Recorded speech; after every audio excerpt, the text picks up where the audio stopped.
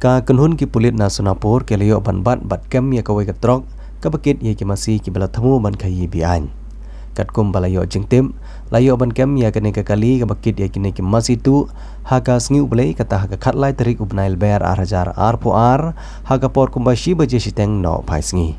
Ya kene ka kali ka bakit ya kite ki masih tu layo ban bat hajan jong Nazi Rakhat Tol Plaza ka bahajan jong ka police station. Ki bertemu ban selam tu layo ban kam na gede truk kabadan yo registration number AS01LC kendai iwe nyopra. Layo jeng tip ru bagi ne kinong selam tu ya kini ki masih kila temu ban penpoi ha bornihan ki bawanra na sila pathar Dhemaji district.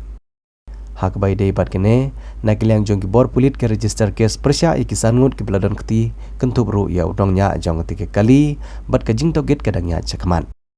Ki pulit kilapan pauru ia kejeng sokya halor kene kejeng ja namar na kapor kadang beteng kene kejeng selam tu ia ki masih wat nabak ladon kejeng maham na ki bor jong sarkar.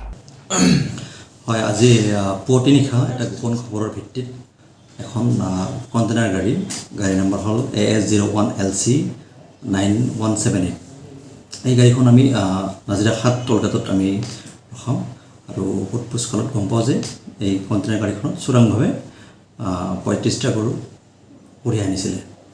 এই মতে আমি যেহেতু ড্ৰাইভাৰ আৰু হেণ্ডিমেনে কোনো ধৰণৰ আমাক উপযুক্ত নথিপত্ৰ দাখিল কৰিব নোৱাৰিলে সেইকাৰণে আমি গাড়ীখন আৰু গৰুকেইটা জব্দ কৰিছোঁ আৰু গাড়ী চালক আৰু হেণ্ডিমেনক আটক কৰিছোঁ। গাড়ীখন একচুৱেলি আহিছিলে ধেমাজি জিলাৰ চিলাপথাৰৰ পৰা আৰু বৰ্ণিহাটলৈকে গৈ আছিল তেওঁলোকে।